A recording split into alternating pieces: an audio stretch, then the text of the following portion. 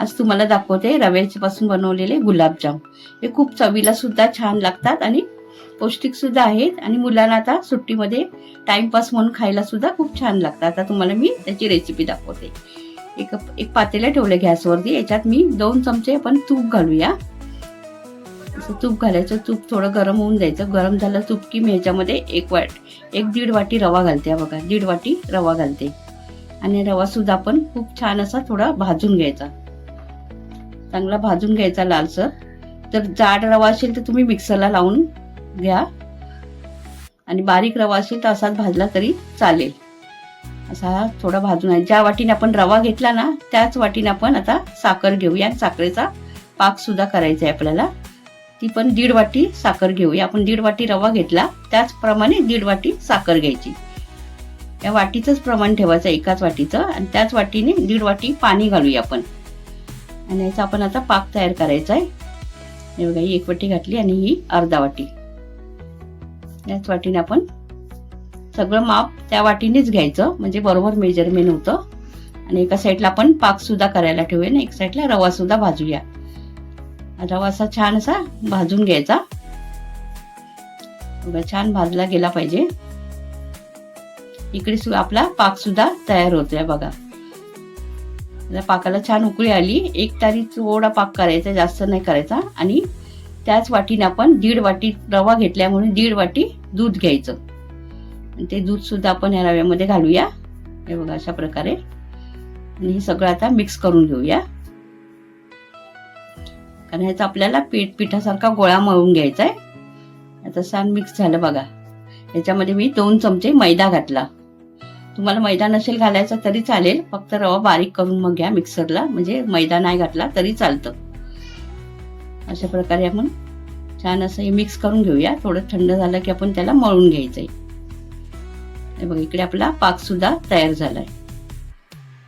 बघा छान उकळी आली त्याला. पाक सुद्धा आपण गुलाबजामला पाक करतो त्याप्रमाणेच हा पाक करायचा. असा आपला पाक तयार झाला बघा. आता आपला गॅस बंद करूया आपण. आणि आपण हे रव्याचं मिश्रण केलंय ना ते सुद्धा आपण आता मळून घ्यायचंय. हे थोडं थंड झालं बघा. थोडं गरमच आहे. गरमच असताना थोडंसं मळा. थोडं हाताला चटके लागतात. मी थोडं आता ह्याला पीठ याचं मळण्यासाठी आपण थोडं वरती दूध सुद्धा घालायचं. लागेल तर घाला, नाही लागलं तर असंच मळला तरी चालेल. पण ह्याला आता मला दूध लागतंय म्हणून मी हे दूध घालते. आणखीन अर्धा पेला मी दूध घेतलाय. आता हे छान असं थोडं दूध घालून आपण ह्याला मळून घेऊया. याचा छान गोळा झाला तयार झाला पाहिजे. बघा अशा प्रकारे हा छान मळून घ्यायचा. असं मळून घ्यायचं आपण.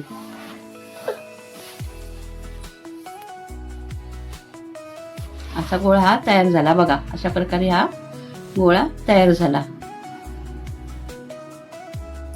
आता आपण हे छान असं मळला बघा. गोळा किती मस्त झाला ना. कारण रवा सुद्धा आपण फुललाय. आता ह्याच्यामध्ये थोडं झाकण मारून आपण 5 मिनिटासाठी साईडला ठेवायचं आहे. ह्याला थोडं झाकण मारूया.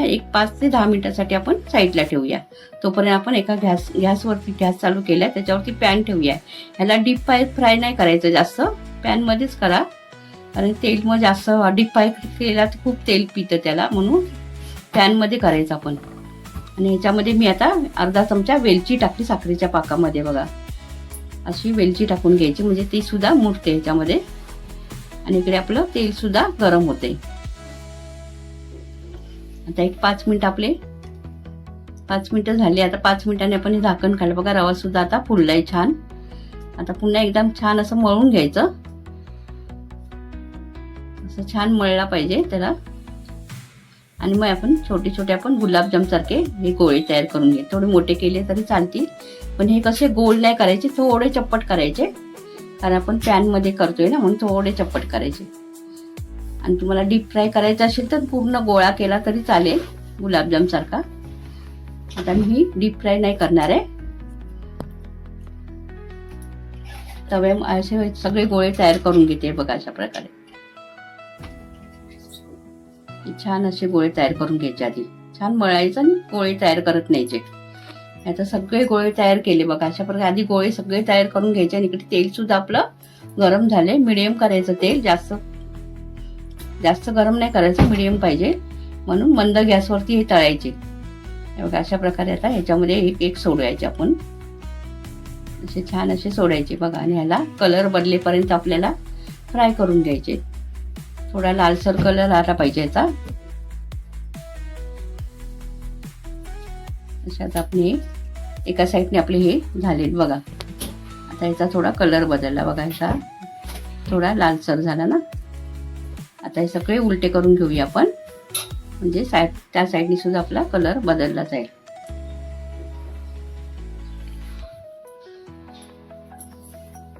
बघा अशा प्रकारे हे छान असे तळून घ्यायचे. असे ह्याचा कलर सुद्धा बघा किती गुलाबी असा छान सोनेरी रंग आला आहे त्याचा.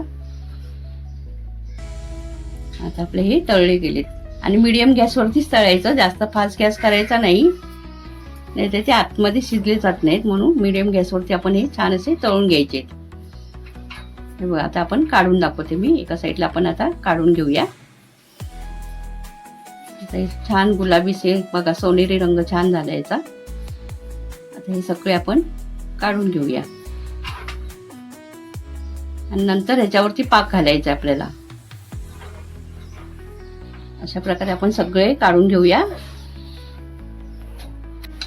आणि हे मुलं सुद्धा खूप आवडीने खातात, कारण गोड असतं ना गुलाबजाम सारखं, मुलांना सुद्धा आवडीने मुलं खातात. आणि टिफिन मध्ये सुद्धा आपण देऊ शकतो. आपले सगळे तळले गेले बघा. आता हे पाक आपण त्याच्यावरती घालूया. पाक थोडा गरम करायचा, जरा कोमट असा पाहिजे पाक, जास्त पण गरम नाही करायचं. हे गरम गरम असताना त्याच्यावरती पाक घालायचा. हे 5 ते 10 मिनिटासाठी मुरण्यासाठी ठेवून द्यायचे.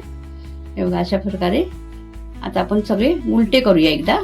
एका साईडने मुरले गेलेत, आता आपण दुसऱ्या साईडने सुद्धा त्याला मुरून घेऊया. एक 10 मिनिटासाठी मुरण्यासाठी ठेवायचं, म्हणजे असे आपले गुलाबजाम सारखे आपले तयार झाले बघा. आता मी तुम्हाला प्लेटमध्ये काढून दाखवते. हे सगळे आता प्लेटमध्ये मी काढून दाखवते तुम्हाला. आणि खूप छान लागतात, गोड खूप छान लागतात. आणि मुलं सुद्धा आवडीने येऊन खातात, छान लागतात. ते गोड असतात ना, गुलाबजाम सारखेच लागतात. मुलांना मधल्या वेळेस हे खायला द्यायचे असे. आणि आता हे बघा सगळे काढून झाले आणि त्याच्यावरती आपण पाक घालूया. हे बघा अशा प्रकारे हा पाक सुद्धा घालून घ्यायचा. आता एक तोडून दाखवते तुम्हाला मी ह्याच्यातला गुलाबजाम. बघा अशा प्रकारे हा तोडून घ्यायचा. बघा आतमध्ये सुद्धा खूप मऊ होतो आणि खूप छान लागतो हा. असा एकदा तुम्ही करून बघा नक्की रव्याचा गुलाबजाम.